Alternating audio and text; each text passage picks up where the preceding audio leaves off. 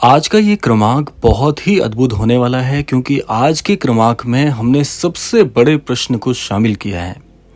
ये प्रश्न पूरी तरह से निर्धारित किया हुआ है आपके उन वक्तव्यों पर जिन पर आपके मन में एक बहुत बड़ी शंका बनी रहती है कि महाराज जी से जुड़ने के बाद भी हमें ये कई बार ज्ञात नहीं हो पाता है कि हमारे जीवन में भला परिवर्तन कैसे होगा, कब होगा, किस स्वरूप में होगा और कैसा मार्गदर्शन हमें मिलेगा।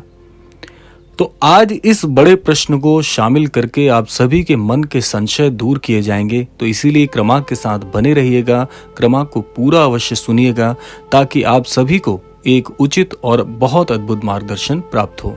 आइए प्रारंभ करते हैं आज के इस दिव्य क्रमांक को।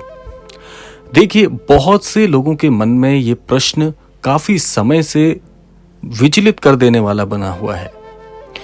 प्रश्न ये अपने आप में बहुत गूढ़ है क्योंकि ये स्वाभाविक सी बात है कि हमारा मस्तिष्क मानवीय होने के चलते बार बार हमें झिंझोड़ देता है कि भला हमारे जीवन में कब ये बाहर आएगी, कब हमारा जीवन भी बहुत उत्कृष्ट स्थिति को प्राप्त करेगा। लेकिन यहाँ पर महाराज जी के सभी अनन्य भक्तों को इस बात के लिए पूरी तरह से आश्वस्त कर देना चाहते हैं कि यदि महाराज जी से जुड़ने के बाद भी आपके जीवन के कष्ट कम होने की बजाय दिन प्रतिदिन और बढ़ गए हैं, तो यहाँ पर आपको एक बात केवल मस्तिष्क में रखनी है। वो बात क्या है, आइए उस पर चर्चा कर लेते हैं।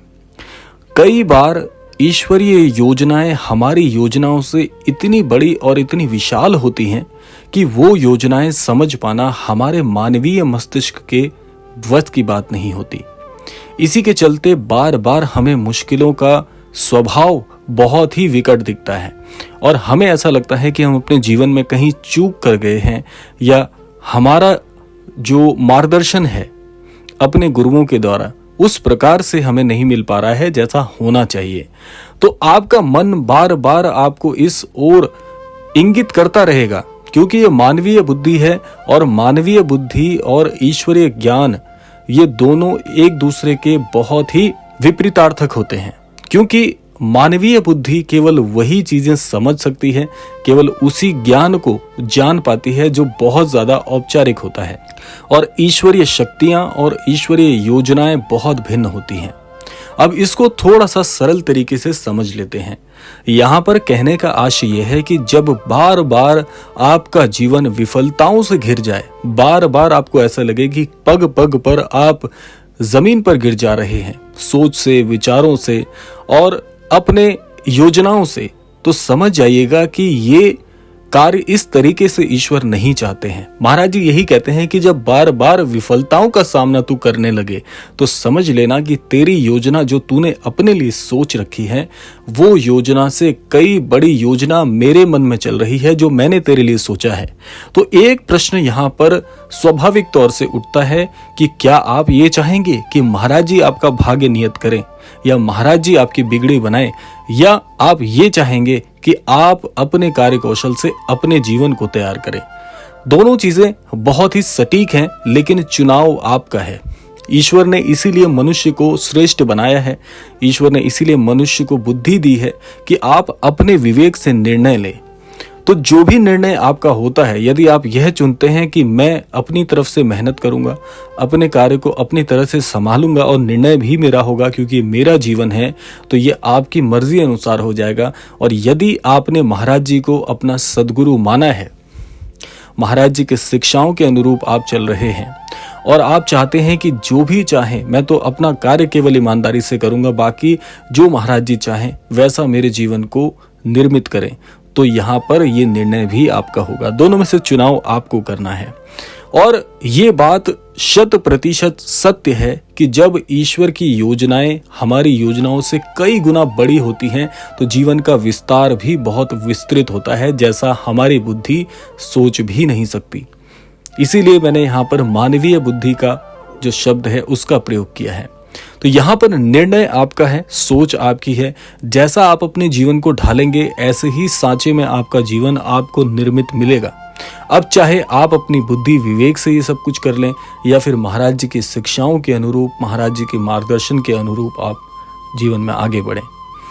महाराज जी यही बात कहते हैं कि यदि आप अपने जीवन को मुझे समर्पित कर देते हैं, आपको केवल करना यह है कि आप अपने कार्य को ईमानदारी से करें, अपने कार्य में प्रभु श्री राम जी की छवि को देखकर करें, तो आपके हर कार्य में आशीर्वाद महाराज जी का छुपा होगा। यानी कि आपके कार्य का जो पर्याय है, यानी कि आपके कार्य का जो नतीजा बाद में निकल कर आएगा, वो नतीजा आपको चौंकाने वाला होगा, क्योंकि इसमें महाराज जी का आशीर्वाद भी छिपा होगा। क्योंकि महाराज जी यही तो चाहते हैं कि आप अपने जीवन में हर चीज में, हर स्वरूप में प्रभु के दर्शन करें। आप ईश्वरीय विश्वास न खोएं, आप महाराज जी की शिक्षा अनुसार चलें, आप स्वयं को महाराज जी को पूरी तरह से समर्पित कर दीजिए। और जो व्यक्ति अपने गुरुओं के चरण कमलों में सारा जीवन समर्पित कर देता है, फिर ऐसे अनन्य भक्त का जीवन में कोई क्या बिगाड़ सकता है। क्योंकि यहाँ पर जीवन के विकास की बात तो हो ही रही है, लेकिन आपकी इस आध्यात्मिक यात्रा को भी आपने काफी विस्तृत करना है। इसीलिए तो आपने ये चुनाव किया है, इसीलिए महाराज जी ने आपको चुना है। क्योंकि महज जीवन यापन करना तो ना जाने कितने असंख्य लोग कर रहे हैं जीवन में। तो इसीलिए महाराज जी ने जब आपका चुनाव किया है तो कुछ ना कुछ सोच समझकर अवश्य किया होगा। इस असंख्य भीड़ में यदि महाराज जी ने आपका हाथ थामा है, आपके जीवन को बेहतर बनाने का महाराज जी ने अगर निर्णय लिया है, तो उस निर्णय के प्रति आपको समर्पित रहना होगा। आपको ये विश्वास मन में रखना होगा कि इस मार्ग पर तू अकेला नहीं है, इस मार्ग पर तेरे साथ गुरुओं के महागुरु हैं। तो फिर कैसे एक अनन्य भक्त घबरा सकता है। और मुख्यतः महाराज जी के सभी अनन्य भक्तों को मैं ये बात कहना चाहूंगा कि आपके साथ 100% होगा ही होगा। क्योंकि जब ईश्वर तक आपकी परीक्षा लेते हैं, तो महाराज जी अपने अनन्य भक्तों को क्यों ना परखें, क्यों ना उन्हें ये सिखाएं कि जीवन के किस समय के दौर में कैसे चलना है। तो ये परीक्षाएं तो आपकी निसंदेह होंगी ही होंगी, और आप परीक्षाओं से ही हार मान लेंगे तो फिर कैसे आप उस निर्णय तक पहुंचेंगे, कैसे आप उस प्रत्युत्तर को जान पाएंगे। तो इसीलिए ये परीक्षाएं हो रही हैं, तो इसमें भी प्रसन्न रहिए, क्योंकि इतने असंख्य लोगों में आपका चुनाव हुआ है, आपको सिखाया जा रहा है, आपको जीवन का सही पर्याय समझ में आएगा।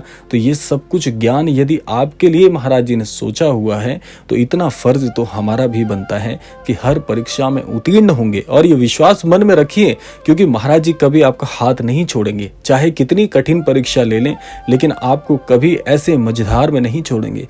क्योंकि महाराज जी परीक्षा ले रहे हैं तो आपको ऐसा मुख्य और उत्कृष्ट जीवन भी प्रदान करेंगे। महाराज जी ने स्वयं जिम्मेदारी ली हुई है कि हर अनन्य भक्त को उसका सच्चा स्वरूप प्रदान करना है। तो सोचिए कि महाराज जी की इतनी बड़ी योजना ऐसे विफल थोड़ी हो जाएगी।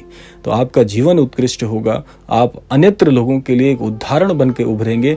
ऐसा मन में विश्वास रखिए, निसंदेह आपका जीवन बहुत ही फलीभूत होगा। तो ये था आज का अद्भुत क्रमांक। आशा करते हैं क्रमांक आप सभी के लिए बहुत ही लाभान्वित करने वाला हो। इसी कामना के साथ विदा लेने का समय भी आ गया है। विदा लेने से पूर्व समय है प्रार्थना का। यही प्रार्थना करना चाहूंगा कि श्री महाराज जी सभी को सन्मति और सद्बुद्धि की प्राप्ति कराएं। इस संपूर्ण सृष्टि का, इस संपूर्ण लोक का कल्याण हो। इसी कामना के साथ विदा लेते हैं। मिलते हैं अगले क्रमांक में। तब तक के लिए जय श्री राम, जय गुरुदेव, जय उत्तराखंड।